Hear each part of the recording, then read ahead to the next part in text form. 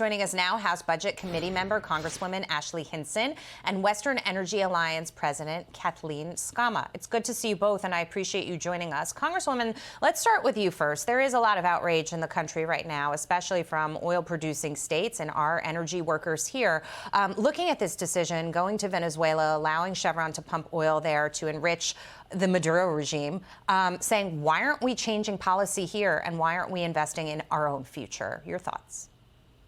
I think that's the question Americans are asking right now, Jackie, and thanks for having me tonight.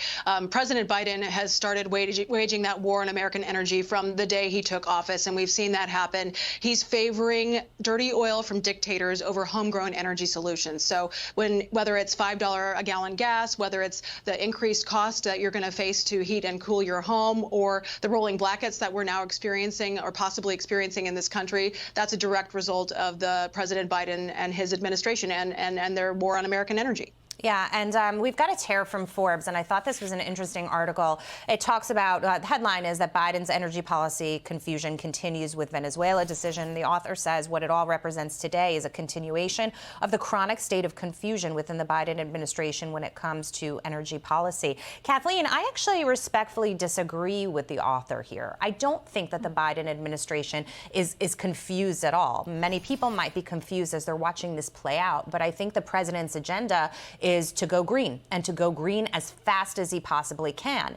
And he realizes he's got a shortfall in supply, and Americans are unhappy about it. He tried to get Saudi Arabia to make up the difference, and they said, we're not going to help you out here. And now he's allowing Chevron to pump oil in Venezuela so that he could quickly, as a Band-Aid, try to get some oil back onto the market.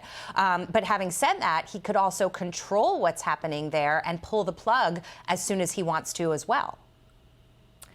Well, I do think it's a bit of confusion, though, right? Because there's this desire to transition quickly to no fossil fuels. But when the voters start to put pressure on him, or the American public in general, because prices are too high, then they have to scramble and go to OPEC in Saudi Arabia instead of coming to Texas and Colorado and New Mexico. Right. I see what you're saying. Then that point is well taken.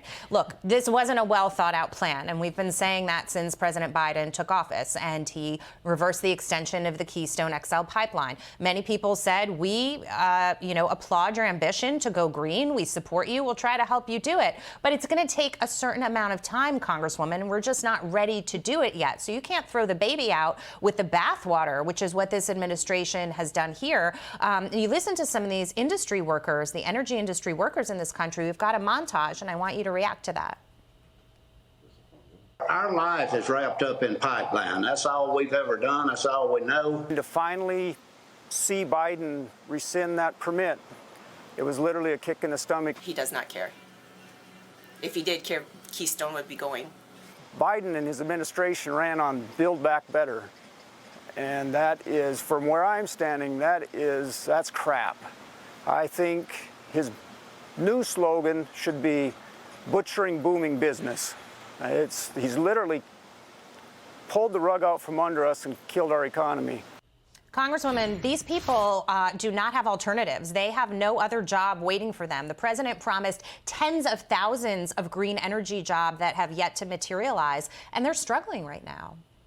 Yeah, and what you heard from them was that raw emotion. They realize that they have been blindsided by these decisions coming from this administration. And what it comes down to is they are ignoring, again, homegrown solutions, energy production right here at home. I'm from Iowa, which is an ethanol producing state. We send most of our ethanol down to Texas to help be blended with fuel to lower prices for Iowans and Americans. And that's what we should be focusing on, is how can we look to our solutions here at home? Not only is this an American energy independence decision, but it's a national security issue for us as well. And you look around the world and what we're seeing in the geopolitical environment right now, this is a serious issue for us. And I think we are clearly headed down the wrong path with these Biden administration policies. Yes, what we are seeing geopolitically underscores the importance of being energy independent, which we were before this president was in office. Kathleen, final point, gas prices right now, average price for a gallon of regular across the country, $3.52. It's down a bit, but still higher than where we were when Biden took office. office. The diesel price is the problem when it comes to inflation. It's over $5 a gallon, and there are concerns that that is going to probably increase as we head more into the winter. That signals to me we're going to continue to have inflation and supply chain problems as well. As these prices are coming down, though, the administration keeps touting it like somehow they've done that, right? When really we're seeing lockdowns in China, which is a good portion of the demand. And we're also seeing consumers now starting to change their behavior here in our country as a result of higher prices across the board for everything. Yeah, those diesel prices are really concerning because there's really not any great solution in sight for a while.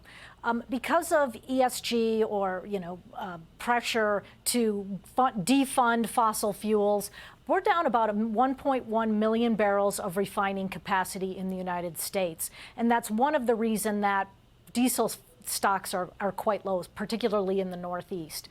So we need to move towards a sane energy policy where we don't try to discourage fossil fuels, but recognize that even Biden's own Department of Energy projects increased oil and natural gas consumption through the year 2050. So if we do things now to suppress refineries and pipelines, it's going to increase prices for consumers, and it's not going to be long-term sustainable. I got it. Thank you so much, Congresswoman Ashley Hinson and Kathleen. Great to see you both. Appreciate it.